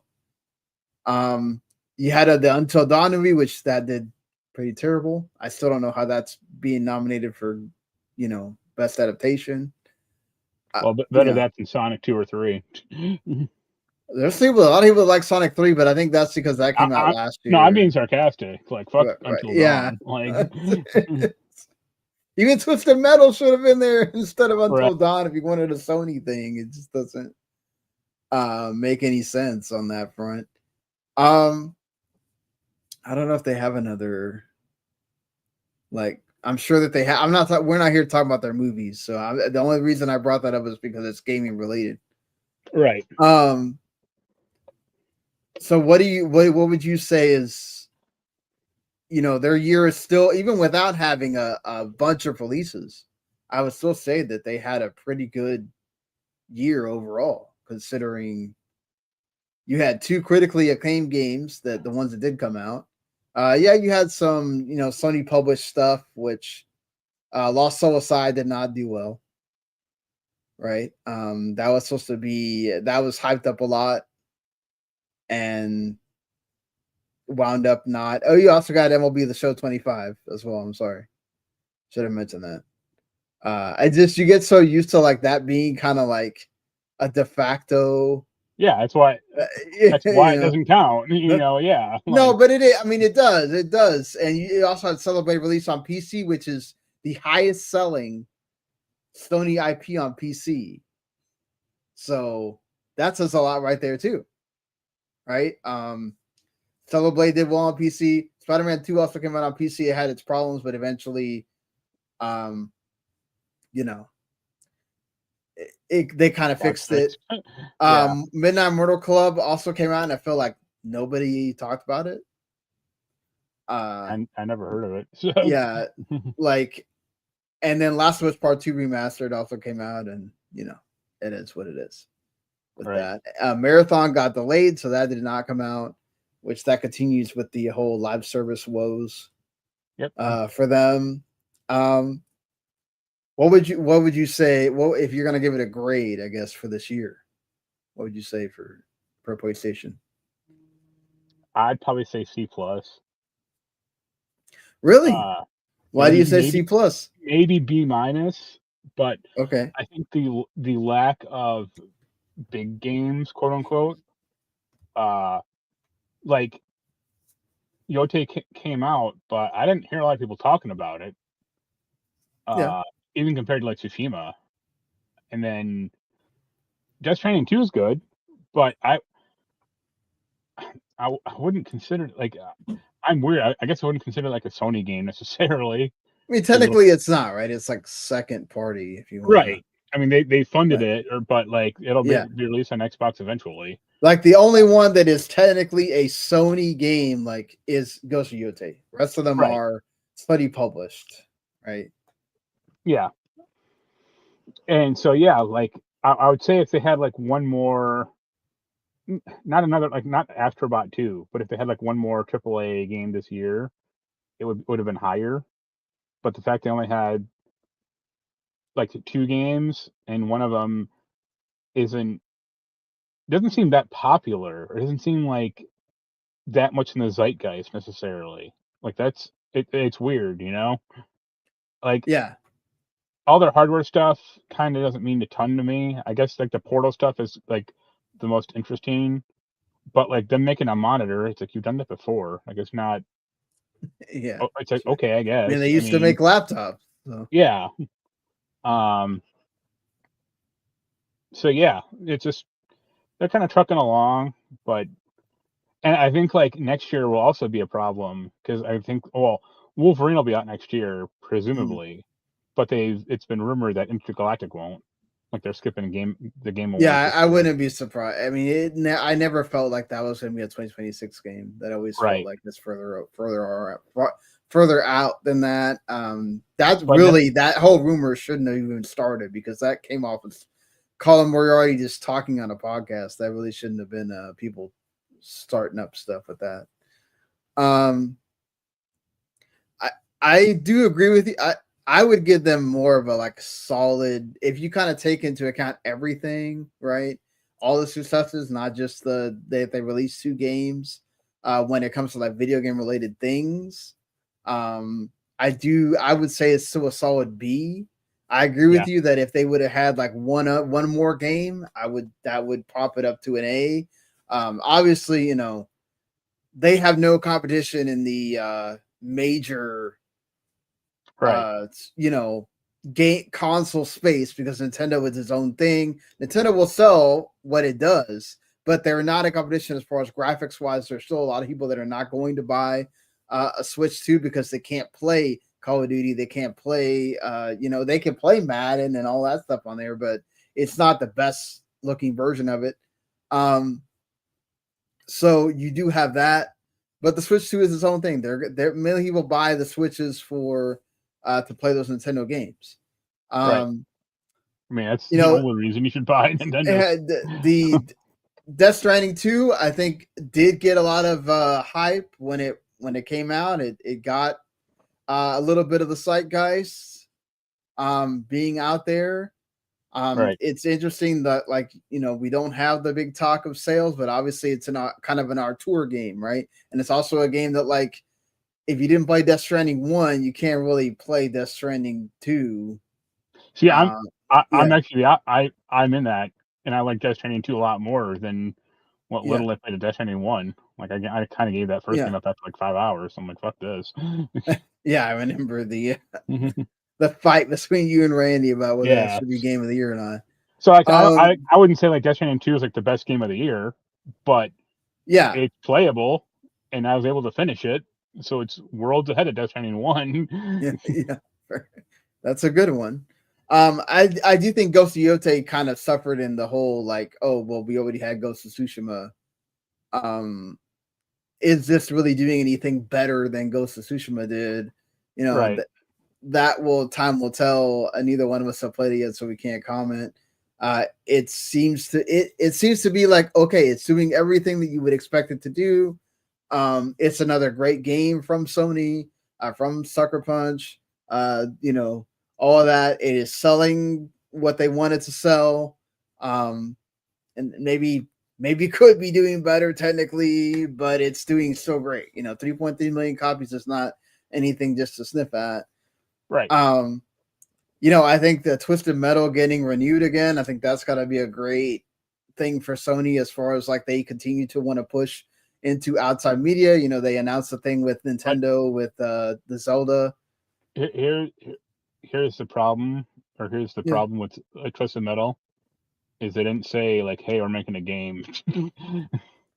No, I mean, Yeah, well, they did have that live service game they were going to do, right? and But then it didn't come out, or it didn't happen. Like that. yeah, From go ahead. day one of Twisted Metal season 1, they should have been like, "Hey, we're making a new Twisted Metal game based on this," but nope. It is also going to be interesting, how much Michael Jonathan Smith leaving is going to affect the show or not. So we'll see if that makes season 3 worse or or better. But hey, at least it got to season 3. There's a lot of right. What was it? A Poker Face didn't get season 3. Yeah. From Peacock, and that thing had a lot more as far as just normal TV show watch that people hype. Right. Also, Sony made $1.2 billion from games being on Steam, according to Alinea Analytics. And this is after Valve gets their cut.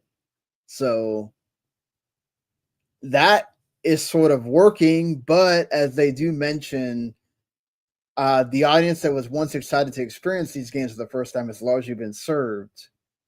Linea's head of market analysis, Reese Elliott, comments. Later releases naturally face smaller potential audiences, and our estimates clearly show this. As you kind of saw, Spider-Man 2 didn't sell as well. God of War Ragnarok didn't sell as well. The list kind of goes on with that. And I guess that kind of leads me to looking ahead to Sony. We talked about, okay, they are going to release at some point in the fall Wolverine. We know that's coming. They have doubled down on that release window. They said regardless of whatever happens with Grand Theft Auto 6, it is releasing in that window. Marvel Talking Souls is getting another beta. So that seems to be going along pretty well. That's got, a lot of the fighting game hype and everything with that. That's coming out next year as well for them. That's kind of it. If it feels like regardless of, and Marathon and Fair Games are kind of up in the air as to when they said that at some point in early 2026, Marathon's supposed to come out. Right. But, they also announced that they're having to that's the only other kind of negative on them is that they're having to take a loss with Bungie. Yeah, because I mean, there have been kind of speculation that Sony kind of regrets buying Bungie, especially for the price. And that was definitely a Jim Ryan play on that. As also that they kind of Hideaki Nishino points out that they also did wrong in kind of pushing aside the Japanese market. Right. And to the point that Nintendo essentially just rules over Japan at this point. And so Nishino, that's why they announced the Japan only PS5, although it's probably perhaps coming a little bit too late to really kind of do anything. It probably will sell decently well because, one of the major blames from Capcom and other third parties is that, the PS5 costs too much in Japan. Right. Yeah. So it's not moving as much the Japanese kind of games over there that would be selling much better because people just don't have PS5s because they can't afford it. So that's also a positive, right? They announced this Japanese PS5. They're trying to get more into Japan. I hope this isn't just, we care about Japan more now. I hope this means also we get more of the Sony Japan back as part of this. I know that studio's gone, but if we can get more of those kind of smaller games that are not just everything is the big third person narrative. Actually, I mean, but you want cool, I wouldn't say indie, but cool. I want Concrete Genie again. Right. Something like that, or even. I mean, that's what I've been saying for a while about all their live service crap. It's what they invest in 10 live service games when you can make 20 or even 200 smaller games that one of those will probably catch on better than Marathon. So right, and we'll have to see if the Ratchet and Clank and the NCSoft Horizon MMO do anything. No, they won't. And also, I forgot Soros is coming out next year as well. Sorry. Right, but Sony made Tokyo Jungle Remastered. It'd be awesome. Yeah, it would. It would be awesome. Or even I mean, this isn't Japan. This was Europe. But if they made a new Wipeout game. Well, but I mean, they killed that studio. So. Yeah, but they killed a bunch of Japanese studios too. So I mean, I'm just saying, Sony's all on the AAA third-person game pretty much, and occasionally they crank out a Gran Turismo once a generation and call it a life. Yeah, it's interesting to see. The problem is that a lot of these games we're not going to see until well into part of the PlayStation 6 generation. Right. The stuff that's not live service, because you look at what's coming down the pipeline. Sucker Punch just released Ghost of Yotei, so supposedly we don't know if they're working on something else Ratchet that's not that mobile game. Right. And then who knows what else they're going to do after that. They just finished, right? You got Soros coming out next year, Wolverine next year, Marathon maybe, most likely, but maybe. You got Fair Games, who knows? And that's kind of your 2026 lineup. And then we don't know if that Horizon, the Guerrilla Horizon game is going to come out next year or not either. But that's 3 live service things. plus the 2 other mobile-ish live service things. And then you got Sorrows, which I'm sure will be great. And then Wolverine, which I'm also sure will be great. But like, what's Santa Monica doing? Supposedly they canceled the one that's not, God of War. So, that's kind of set them back a little bit. What's Media Molecule doing? Because they're not doing Dreams anymore. You got another live service thing and the Project Gummy Bears thing, which is like a MOBA sort of. So like, we don't know what Bend is doing. They just started basically whatever project they're working on. I mean, so yeah, as the console generations have gone on, you see more and more studios and developers and even game makers like whittling down what they do. Yeah. Like, compare the output of EA from like the PS1 to the output of EA for the PS5. This game takes longer to make. Well, yeah, but like EA's not like a small, like they have more than one team. They're not just right, but most of their stuff is, the sports games and Battlefield now, and but even like Sony or look at like Microsoft and Sony, like they were coming out with a bunch of games for like the original Xbox or the PS2, and now they're not. Yeah. So that's a problem. Do you think we get more news on the PlayStation 6 at some point next year? I imagine like more concrete specs, but I wouldn't expect to see it unless it's like way like November or something, Yeah, I wouldn't either. I would expect that. I would expect they're gonna announce they're gonna release it. It's gonna be in the fall of 2027. I feel like so. Right. Or even spring 2028 or something like that. So I would say that you'll hear more, like you said, concrete specs, more perhaps like concrete, like some leaking the images maybe or whatever. But I don't think we're gonna get any kind of like, maybe perhaps we'll get like, this game could be in development and it will come out for PlayStation 6. But I don't think that we're gonna get, here's what this looks like. Right, yeah, exactly.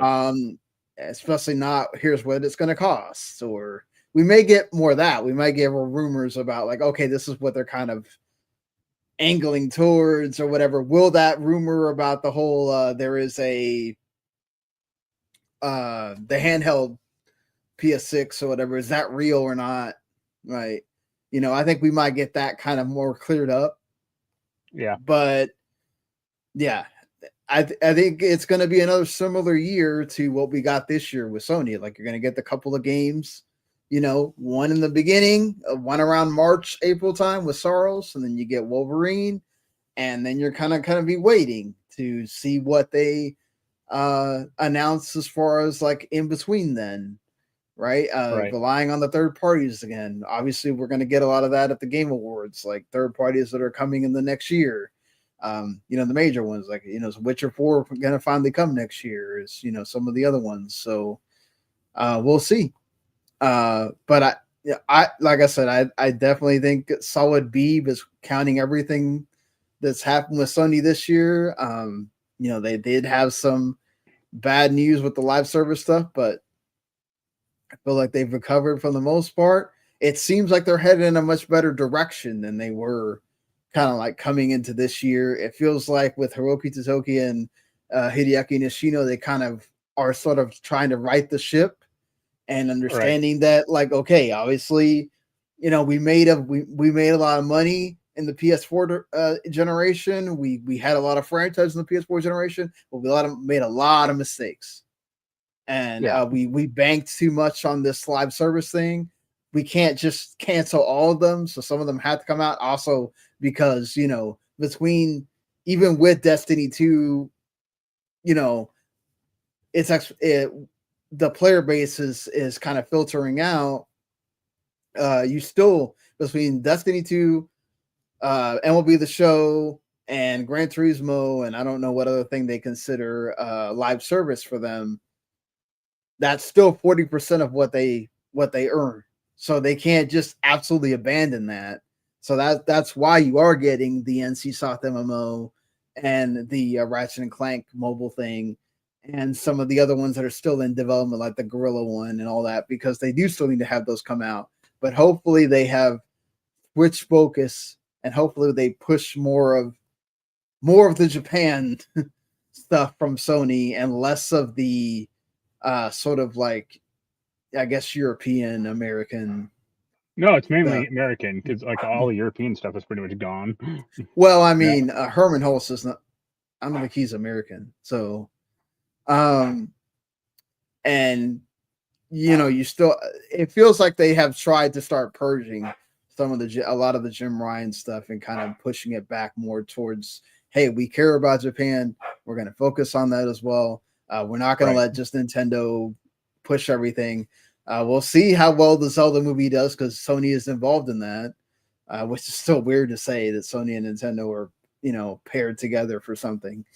But yeah, so we'll look ahead. We'll see what lies ahead for PlayStation as far in the next year that is still coming. But speaking of what is still coming, we do have games that have released or are releasing in this week that is coming here, even though we're headed toward Thanksgiving, a time where we start to see just, okay, it's about sales and trying to make deals on what's already come out. I'm sure there's already Black Friday deals flying around out there, so beware of that. Yeah, take advantage for sure. Constance came out today. It's getting a lot of buzz. Indie Metroidvania. So go check that out if that's your thing. Also $20 price tag, so not that bad. Cross Blitz also comes out today. That has its own kind of like hype behind it as well. Heavy Morning, which got shown off at the Xbox Indie thing. That's Xbox and PC, comes out tomorrow or today whenever you're listening to this, the 25th. Isla, which is like a survival horror game with a robot, also comes out on the 25th as well. Project Motor Racing comes out on Xbox, PC, and PlayStation on the 25th as well. Detective Instinct Fairmont Beloved comes to Switch and PC on the 26th. I had no idea that Mountain Blade is still having a game. Mountain Blade 2 Bannerlord War Sales comes to Xbox, PC, and PS5 on the 26th. The Bubble Bobble game that's I think it's from Arc Systems work. Sugar Dungeons comes out for PS5, Switch, and PC on the 27th. Lost Ember Legendary Souls also coming as well. There's two versions of the Lost Ember. Street Racer has a collection also coming out on the 27th as well. So yeah, some neat things coming this week. Not a lot of major stuff, but yeah, still I would say that like Constance probably the thing that's got the most hype behind it coming out this week. All right, it's already come out today. And then you've got that week of December 4th where you have like a bunch of stuff between Octopath Traveler 0, Metro Prime 4, which Metro Prime 4 has kiosks so you can go play that game. You go kind of like demo the game at Best Buy, Target, and such. Walmart as well, I think. So if you're interested in that game, you want to go give it a shot, go to your local store and play it, I guess. So, but all right, until next week, hope everybody has a happy Thanksgiving, and don't go too crazy on Black Friday, and we'll see you later.